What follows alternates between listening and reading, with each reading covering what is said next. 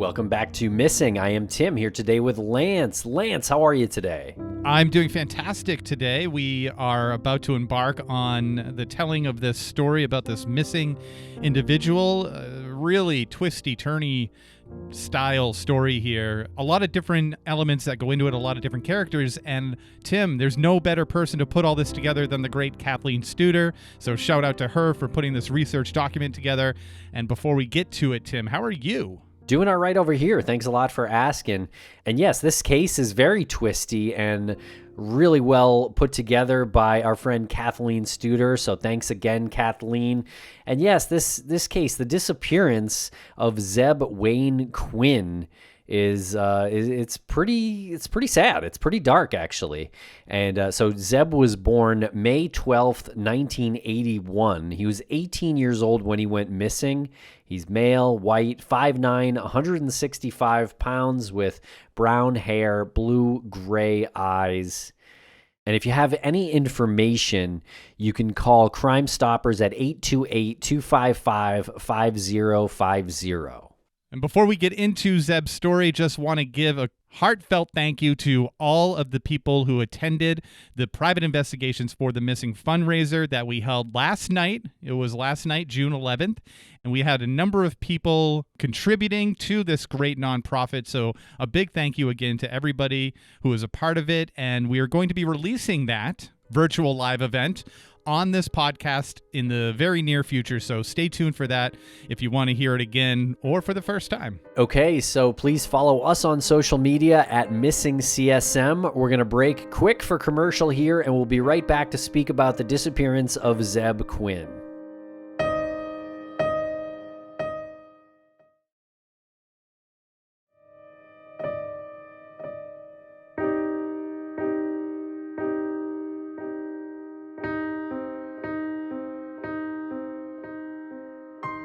All right, we're back here to speak about the disappearance of Zebb Quinn from Asheville, North Carolina. And Lance, Zebb seems like a really good kid, and in 2000, he was 18 years old, who had struggled a little bit in school, but found his place in the ROTC program. And according to his mom, Denise, he was responsible. He never came home late without calling and often sent messages to her pager, keeping her updated on where he was. And she referred to him as a mama's boy. Yeah, he really does sound like a good kid. That's actually in quotes here, so I'm sure that was stated numerous times. And there's a great picture of him in his ROTC uniform that we were provided here in this research document. And I just find it really endearing that he struggled in school, and as a lot of people do, as a lot of students do, but he finally found his place in a more structured environment in the ROTC. So kind of an aside, like that's a shout out to the ROTC. This is an organization that preps individuals for military service after high school, and in this case gave somebody who was struggling some sense of responsibility and some confidence, which I think is a really great thing. And Zebb and his mom lived in Arden, which is a small suburb of Asheville, North Carolina. And he loved football and was just learning how to play billiards. And Zebb loved Tommy Hilfiger designer clothing and cologne. His parents divorced when he was 2 years old. His mom, Denise, was a pediatric intensive care nurse at Mission Hospital. So that is a pretty noble job there. And his dad, Jerry, was a bartender and later owned a bar in the Biltmore Village area of Asheville. And he did graduate from high school in 1999, Robertson High School. He had a job in the electronics section of the Walmart on Hendersonville Road, where he took college prep courses at Asheville Buncombe Technical Community College. And he was also considering taking the management program at that Walmart. And he had an older sister who also worked at the Mission Hospital. And a little bit about Asheville here. Asheville is a picturesque town in western North Carolina, surrounded by the Blue Ridge and Great Smoky Mountains. And in 2000, the population was just shy of 70,000 people, and only about 13% of the families that lived there were at or below the poverty level. So a good area, high income area, I suppose. And the Biltmore Estate, a National Historic Landmark, is the largest privately owned residence in the United States. And it was built between 1889 and 1895 for George Washington Vanderbilt II and is still owned by his descendants today. Pardon us, Lance. Yeah, I know, right? A quick aside there, I looked up George Washington Vanderbilt II and the home, and it always blows my mind to see how gigantic this home is. It's the largest privately owned residence in the United States, and it's astounding. It's breathtaking. And in September of 2024, Asheville was decimated by the floods from Hurricane Helene. Okay, so now to the night of January 2nd, 2000. Robert Jason Owens was a 21-year-old coworker who Zebb occasionally played pool with. And on the night of January 2nd, 2000, Zebb had been working and clocked out of Walmart at 9:02 p.m. And he met up with Jason in the parking lot, and Zebb had been looking at buying a newer car and was interested in a Mitsubishi Eclipse. And Jason said he knew of one for sale off of Leicester Highway near where he lived. So they headed south on Hendersonville Road, and they stopped for drinks at a Citgo gas station. There is video from the gas station that shows Zebb walking in first at 9:14 p.m., with Jason following not long after. And we have a screenshot of this video, and it is typical security camera style video where it's fuzzy and the lighting's terrible, but you can make out that this does seem to be Zebb. There is an individual there that does resemble Zebb quite a bit. They both leave the Citgo with the video showing Jason in the lead in his truck driving and Zebb following in his 1990 blue Mazda Protege. And this is the last known sighting of Zebb, and everything that follows comes only from Jason's statements. Right. And so the pair continued on Hendersonville Road and turned right onto Long Shoals Road. And not long after, Jason saw Zebb flashing his headlights, and he pulls over. And Zebb ran up to Jason's truck and asked for his cell phone, which Jason said he didn't have. And Zebb said he had gotten a text that he needed to respond to right away. So Zebb turned around to use a payphone while Jason waited for him on the side of the road. Right. So I had to put myself back in the year 2000 because I was thinking, well, who's not carrying their cell phone after they leave work? And then, of course, we're in the year 2000. So that's not very common as it is today. It's not nearly as common as it is today. So that really didn't strike me as too odd that someone wouldn't have a cell phone. And then the text. So I'm pretty sure that text was actually the pager text, not like going through the push button numbers on your phone to get the letters text. And something allegedly was so urgent that he had to turn around and respond to that message on a nearby payphone. And according to Jason, when Zebb returned, it was at 9:30 p.m. He said that Zebb was so frantic that he accidentally hit the back of his truck, and continued to go on to say that Zebb told him something came up and he couldn't go to Leicester at all that night. So interesting that he's got a little damage there on the back of his truck and needing to explain what that damage is from. Right. And hours after he last saw Zebb, Jason checked himself into a hospital after he claimed he was in a second car accident. And there was no police report filed for this accident, and Jason was treated for a head injury and fractured ribs. Which is amazing to me that there was no police report filed for an accident that would leave you with fractured ribs. I could see a head injury because even if you're not paying attention and you hit another car in front of you, or it's a single car accident, you know, whatever happens and you end up hitting a guardrail or something, you can move forward. You might hit your head on the steering wheel or the windshield. So I can get that, but fractured ribs? Like that seems to me like a pretty significant accident that probably should have caused airbags to go off if he had them in his truck. If he didn't, then that should have been something that had a police report filed for it, if it was that bad. I mean, how are you getting fractured ribs from an accident that isn't bad enough to file a police report, but is bad enough to go to the hospital for?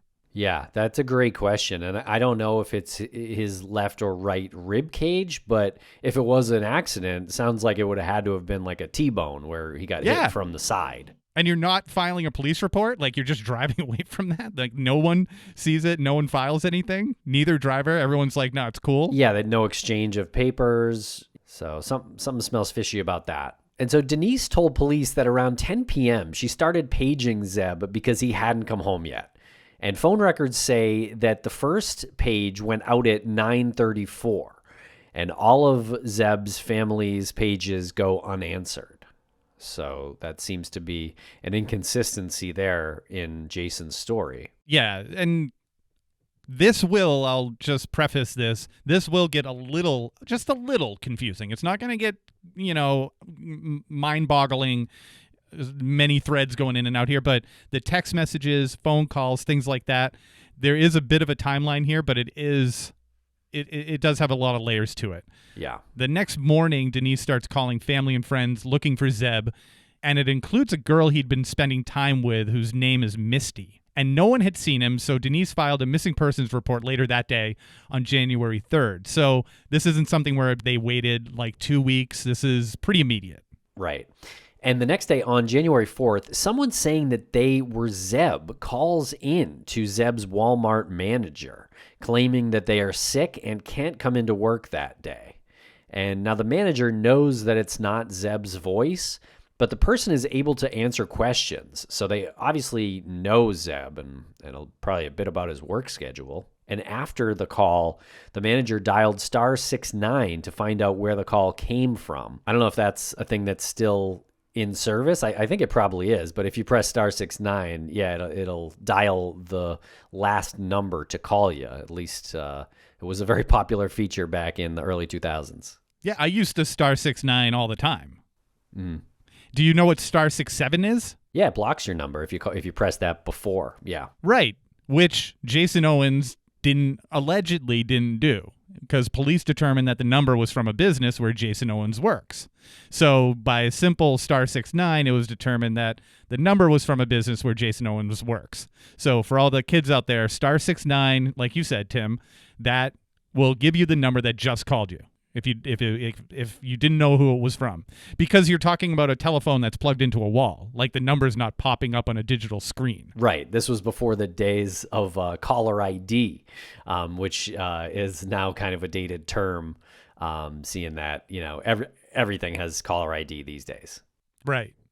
And had whoever called from the business where Jason Owens worked, if they used *67, that *69 would have been rendered useless because it would have been a blocked number.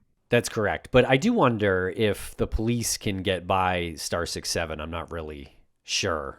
The police probably could. They probably could. I'm not sure how utilized *67 is today anyway. Certainly less popular than it used to be.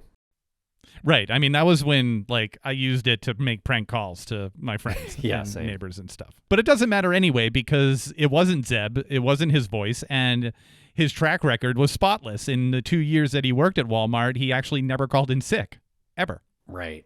And now I'm wondering, so it says this is from the business where Jason Owens worked, but he also was a coworker of Zebb's. So I don't know if Zebb worked at that place or if Jason worked at Walmart. My take is Jason must have worked at Walmart for a period of time. Yeah, maybe he had a couple of jobs. And so police interviewed Jason, who stated that Zebb had called him and begged him to call in sick for him. But that he hadn't actually seen Zebb since the night of the 2nd. And Denise, Zebb's mom, later told the media that Jason passed a polygraph at this time, but police did not publicly confirm this. And in February, police got a search warrant to obtain hair, blood, and saliva samples from Jason. So he's on the short list. Yeah. Interesting about Jason's story that Zebb called him and begged him to call in sick for him, which, no. Why wouldn't you just call in yourself if you're going to pretend to be Zebb? Right. I'm going back to the ROTC thing. That's the point of that's one of the things that ROCT will do for somebody. Zebb's not nervous to call into a company that he's worked for so long if he was that sick. If he was so sick, he was about to make his first phone call in 2 years. He's not nervous about that. It's important to him. And that's, again, the point of what ROTC does. It instills confidence in you. And so just he's not calling up his coworker, his whatever he is, Jason, and begging him to do this. Yeah, when he could have just called himself. Made no sense. There's no reason for him to do it. Yeah. And searches for Zebb came in the following days to include cadaver dogs. Police checked Zebb's pager and determined that the page that came in on the night of January 2nd was from Zebb's aunt Ina, Jerry Quinn's sister. So his dad's sister. His dad's sister. So this is where, again, my preface about it getting just a little hairy, just a little confusing. Yeah, for sure. Because Ina denied that she paged him, and it would be uncommon for her to have done so, according to the records, meaning it's not like she paged him often or ever. And a call came into Ina's phone 3 minutes after her number paged Zebb.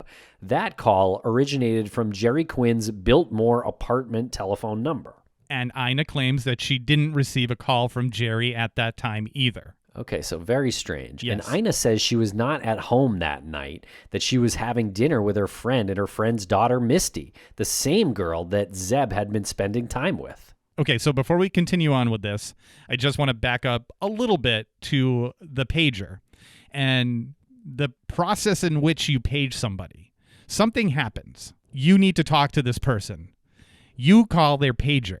That number pops up on the pager, right? And that person looks at it and says, oh, I need to call this person back. Yeah, I guess it's whatever you input into the pager, basically. So you could text or I guess page your phone number, which was what usually happened, and people would probably recognize the phone number and know who was paging them. Sometimes you wouldn't, and maybe you'd make that call anyway. Sometimes you'd get a number with like 911 next to it, and that would mean it is urgent that you call them back. That was just pager lingo from 25 years ago. Yeah, so 911 would indicate there's an emergency, you got to get on this. Right. And so police did check Zebb's pager, like you said, and determined that the page that came in that night was from his aunt, Ina. She denies that she does this. My point is that she denied it, and it would be uncommon for her to do that, to page him. So if it were true and she did it, it would have been because of a moment that was so significant she had to do it. But that moment didn't exist. So this story is already very weird to me, that it did come from her to his pager. And it's not like she forgot. So I want to eliminate maybe she forgot she did it. Right. Well, she also has an alibi. And she's got a solid alibi. Yeah, because they were at dinner, and it's about to get a little weirder because Misty's boyfriend, Wesley, was also at the dinner. And police stated that Ina claimed that there were other mysterious calls made from her apartment in the days after Zebb went missing. Very strange and very creepy. Yeah, either she is doing things and forgetting, unclear if she lives with anyone, but it seems like that's not the case. Right. Seems it's not the case. And she stated that her phone and other items in her apartment were being moved when she wasn't even home, even though no one else had a key. We don't have any information on whether or not there was an indication of someone breaking in, though. So that's still an unknown element to this. It's not stated here. She didn't file any report saying that someone had broken into her apartment, but it is stated that items were moved and her phone was moved. But she does pass a polygraph. And we'll be right back after a quick word from our sponsors. Thanks to our sponsors, and now we're back to the program. So about 2 weeks after Zebb went missing on January 16th, his Mazda protege was found parked in the parking lot of the Little Pigs barbecue restaurant on McDowell Street in Asheville. And witnesses said that it wasn't there prior to 5 p.m. the day before. Okay, really interesting now. And this Little Pigs restaurant is next to Mission Hospital, where Denise and Zebb's sister both work. And this is probably the weirdest part of this clue. On the back window of the Mazda, lips and an exclamation point were drawn in coral red lipstick. And we'll put this picture on Spotify and YouTube so you can take a look at that. Very strange. Really strange. And the lips are clearly lips. I didn't think that was an exclamation point at first, but I guess so. It's just before the lips instead of after. I was just going to say that. It's not like it was lips exclamation point like it was ending a sentence. It's before. It's to the left-hand side of the lips. Right. And do you think that where the car was located in the Little Pigs next to the hospital where Denise and Zebb's sister worked, do you think that was intentional? Yeah, it seems like everything in here, everything that doesn't have a clear answer seems intentional to me. Yeah. So it seems like whoever dropped the car off was almost trying to frame the family in some way. Right. The mom, the sister, or someone else closely related. Right. And they wanted to put a female there, too, by putting the lipstick lips drawing on the back window of the car. Because that, to me, I'm thinking that a female did that. Took lipstick out of their purse and drew it on the back of the car. Yeah, definitely possible. Also, really strange detail here. Inside the vehicle, in addition to a jacket that did not belong to Zebb and a motel key with a plastic fob, was a black lab puppy, still alive. Well, that's good that the puppy was still alive. Yeah. And the driver's seat was pulled all the way forward in a position that a shorter person than Zebb may have used it. And police apparently tried to identify where the motel key was from, but were not able to. I don't understand that whatsoever. Me either. I feel like they didn't make enough calls. That's weird that it didn't say anything on the fob or on the key. I mean, it must have been from out of state, right? You figured they would have called a lot of the hotels in the area. Probably a lot of them are owned by the same chain corporate company, chain, and they would have similar fobs. So interesting that they couldn't track that down. Yeah. I mean, usually that motel key has the name on it because if it's missing or lost or something, it needs to be returned or deactivated or something. And this area is in the western part of North Carolina, close to Tennessee. So you're right. It could have been over state lines into Tennessee. But again, I'm just like really confused how I think you're right with saying that not enough calls were made. So prior to Zebb's Mazda being found, there were reports of a woman driving a similar car around Asheville. And police had the witness create a sketch of the woman, and the sketch apparently bore a likeness to Misty. So a little bit about Misty here. Zebb had met Misty at Costa's Kitchen, which was a restaurant that his stepfather owned, and Misty's mother, Tamara, worked at. Misty was also a mother as well. At 19, she had a baby by her boyfriend, the aforementioned Wesley, but Zebb was falling for her and wanted to help her. And Misty's mother didn't think that Wesley treated Misty very well and actually encouraged Zebb and Misty's friendship. I don't know how responsible I think that is for the mother to encourage the relationship between Zebb and Misty, knowing that Wesley wasn't treating Misty well. I feel like that's just accelerating a potential situation where Wesley could act out in a way that's not safe. There's probably other ways to go about Misty being informed that she's not being treated well. I don't want to blame the mother for anything, but it seems like too secretive and too irresponsible. Yeah, I mean, if it was just a friendship, I think maybe that could have done some good. But it seems like it might have been a little more. Yeah. And Zebb took Misty out to eat. He took her shopping at the mall and out to play pool together. And Wesley was not happy with this. And witnesses reported a couple nights before Zebb went missing that there was a confrontation, and Wesley made some threats of what he and his buddies could do to Zebb. But police still viewed Jason as the main suspect because he was the last person to see Zebb that night. And they even did a search on his property in 2007 using ground-penetrating radar. Things quieted down, years went by, and Zebb never reappeared. Okay, and if things weren't weird before, they get especially weird now. So on Sunday, March 15th, 2015, family members reported J.T. Codd and his wife, Christy Schoen Codd, missing. And it had been a couple of days since anyone had heard from them. Christy's dad called family friend Cecilia Owens to go check the couple's house, as she had frequently house sat for them and had keys to the residence. And she found the normally immaculate house abandoned and smelling of urine and feces from the couple's dogs that were inside.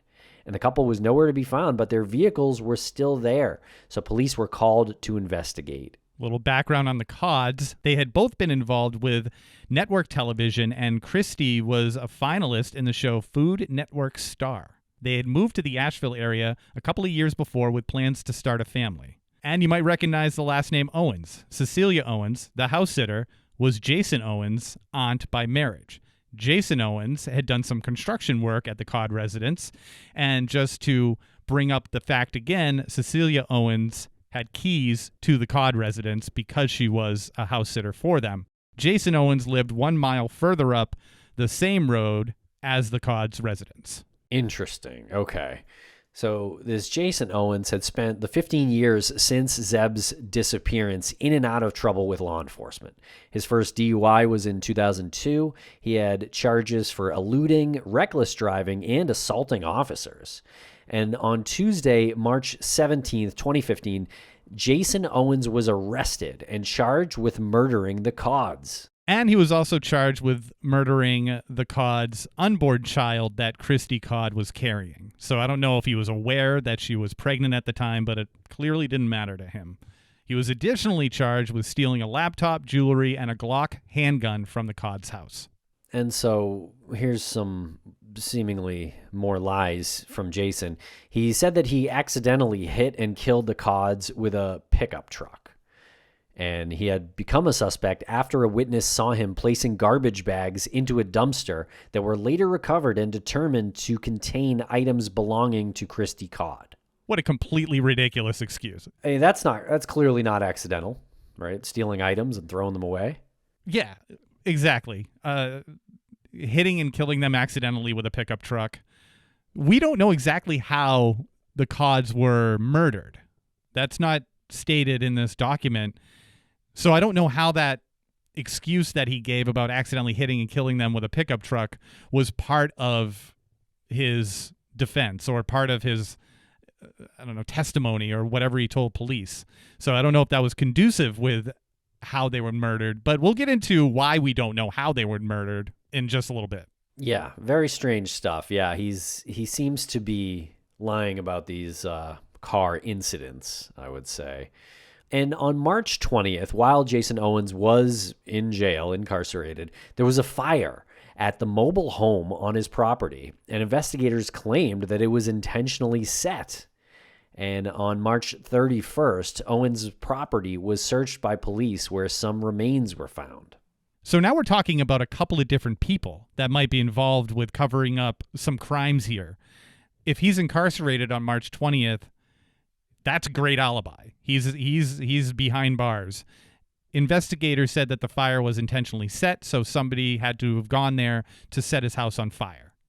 So who else is involved in this, and what are they trying to burn? Yeah, great questions. I'm not sure. But Jason told investigators that after the Codds were dead, he dismembered them at his house and burned the remains in his wood stove. And that's why I said previously we didn't know the cause of death, like how they were murdered. I think that's why, anyway, because he dismembered them and burned them in his wood stove. That's what he told investigators. That takes an incredible amount of disregard for human life. I mean, how horrific is that? How absolutely, monstrous is that? And Jason claimed that because of his prior traffic charges, he thought that if he reported the accident, he might be facing more than just manslaughter charges. He is not smart. No, he's dumb and he's a pathological liar. Yeah, and his lies suck. Yeah. And just want to, again, shout out Kathleen Studer for providing us this research document and the pictures of the investigators searching the area of the burned mobile home on Jason Owens' property. And the property in 2010 compared to the property in 2015, where you clearly see a residence, you see a structure there that I'm assuming is the mobile home, and then you see the charred remains footprint of what used to be there. And so in March of 2015, after Jason Owens was in custody for the Codds murder, one of Owens' relatives gave police a tip that not long after Zebb Quinn went missing, Jason dug a fish pond on his property and later covered it with concrete. And police obtained a warrant and dug around the concrete and located some leather, some fabric, and other unknown hard objects. Yeah, and hard is in quotations there, so I'm assuming that's taken directly from a statement that police or investigators put out there. Right. Unidentified hard objects, leather, fabric. Sometimes you just need to dig a fish pond.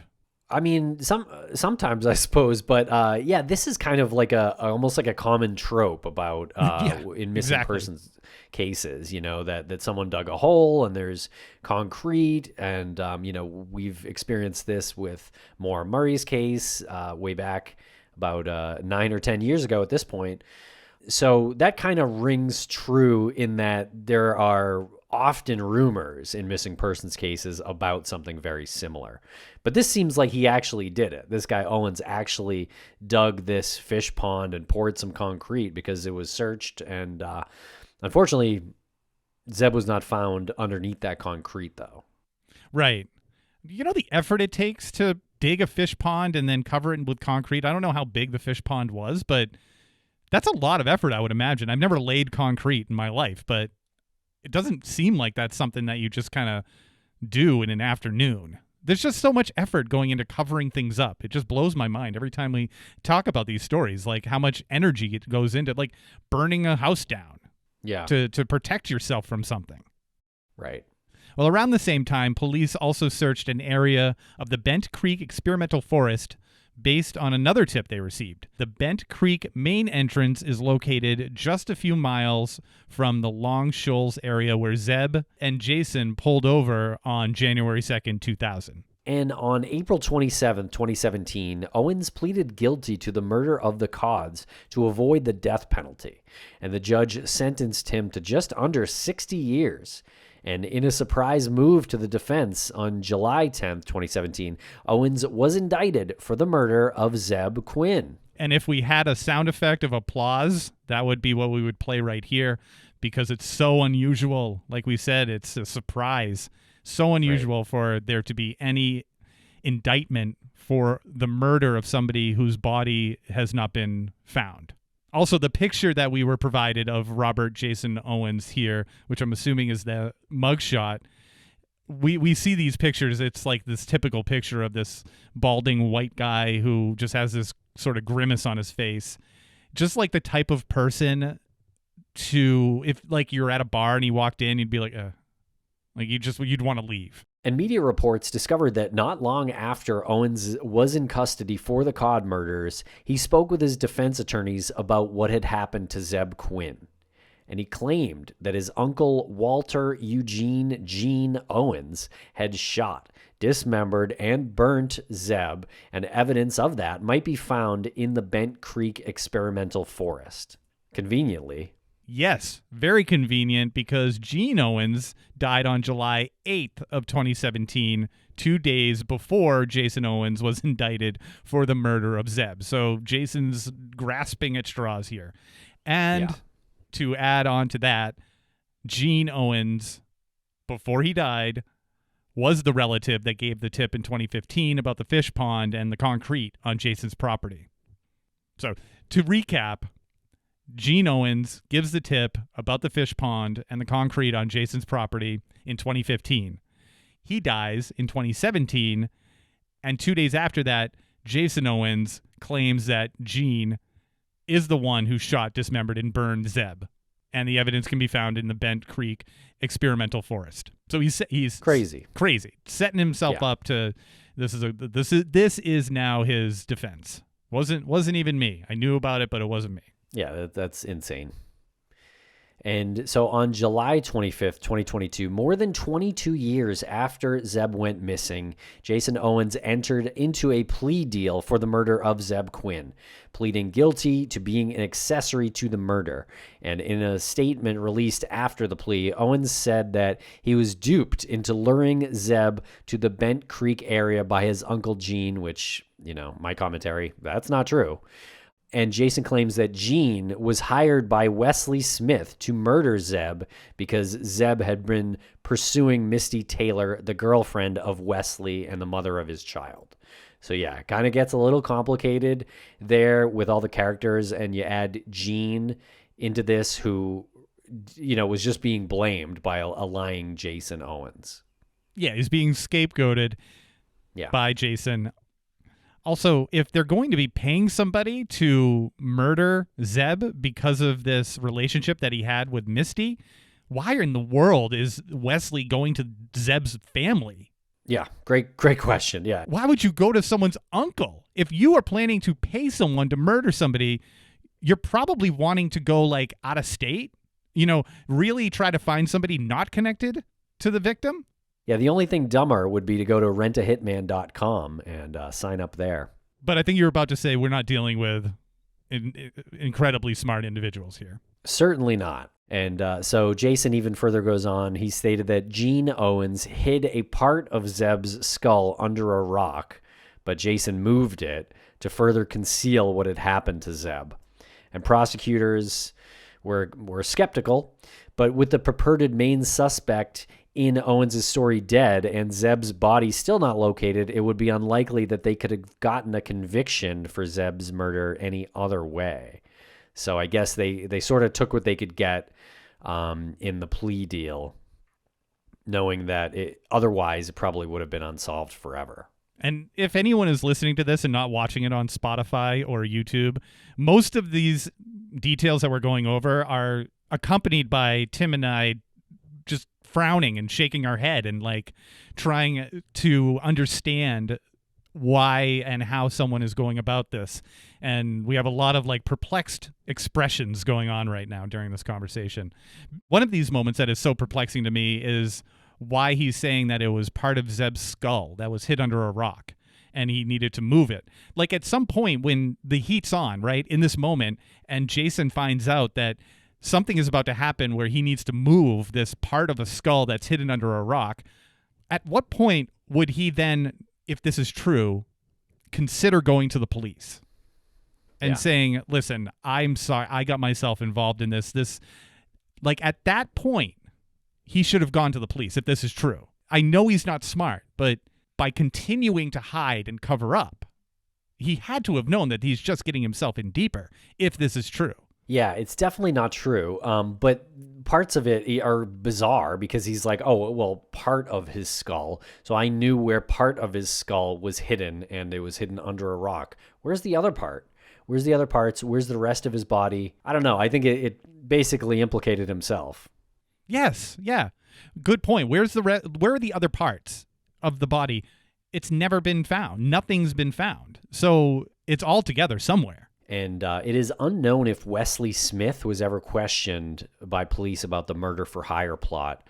I do hope they questioned Wesley about those threats that he apparently made with his buddies in regards to the friendship or new relationship that Zebb and Misty had, because there seemed like there was some anger there. So hopefully they did speak with him. I don't know that they needed to question him about the murder for hire plot, but might as well. I don't know why they wouldn't. Yeah, exactly. Yeah.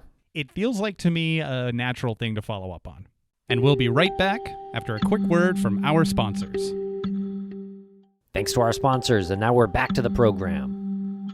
And Kathleen here included a statement from DA Todd Williams after the conviction in the state of North Carolina versus Robert Jason Owens. Quote here, Zebb Quinn would have been 41 this year. It was always the hope of investigators and the DA's office that more facts and details would be uncovered with regard to Zebb's disappearance. In response to new statements made by Jason Owens, law enforcement conducted searches for evidence at Owens' Cove Road and Bent Creek homes, but failed to find human remains or other evidence corroborating Owens' statements. Nonetheless, today's plea is supported by non-circumstantial direct evidence obtained by investigators going back to the weeks following Zebb Quinn's disappearance, and for the first time legally establishes that Zebb Quinn was murdered. While we may never know the full truth, these many years after Zebb's disappearance, my sympathies are with the family and all who have suffered as a result.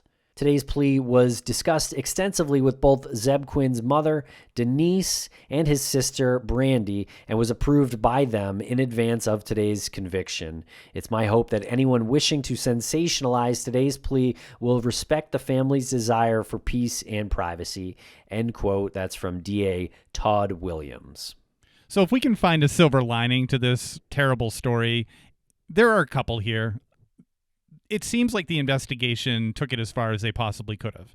It seems like they paid attention to the family. It seems like they followed up on anything that they could have and really pressed on Jason Owens and anybody that he even indicated was responsible for this, because we have nothing here stating that family was frustrated with the investigation.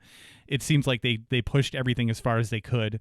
And another silver lining is that black Labrador puppy that was found in Zebb's Mazda was actually adopted by one of the local police officers, and we have a picture of this individual with a very handsome-looking black lab dog, grown up, and again, just a couple of silver linings that are taken from this really dark, as you said in the beginning, this really dark story. Yeah, very sweet-looking dog there. So that is a nice part to that story.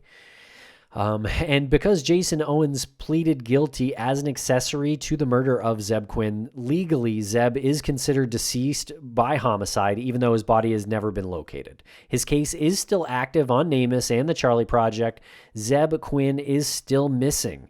If you have any information about where his remains may be located, please contact the Asheville Police Department at 828-252-1110. And there are so many victims involved in this story. I didn't want to end our telling of Zebb Quinn's disappearance and likely murder without reinforcing our condolences to the Codd family. That's a really tragic part of this, to the Quinn family for having to go through all of this. And really, hopefully the right person is behind bars right now and won't see the light of day in the free world again. Yeah, I think that's the case. It seems like they got the right person. This guy seems to be a disaster. Seems like he would have been probably a serial killer if he hadn't been stopped. Who knows if there are other victims out there, but the guy's unhinged, unstable, clear liar, just like beyond like pathological lies. Obviously, these are intentional lies in order to keep him free, but they didn't. But even some of the mysteries that we sort of spoke about, like the phone calls being made from Zebb's aunt's place, like, so I guess that's one of the remaining questions. And I don't know, is it that Jason broke into her house to make those calls? It seems like it. It seems like he broke into her house to make the calls, but who is the accomplice here? Who's burning his house to hide evidence? Is it actually Wesley? Is there actually a plot? Was there actually a plot to send Zebb a message and they accidentally killed him and now they have to cover it all up? Yeah, I do think Wesley is probably the most likely person to have assisted here. I guess there still are some questions about how Zebb was murdered and then the injuries that Jason Owens sustained, right? Broken ribs and a head injury.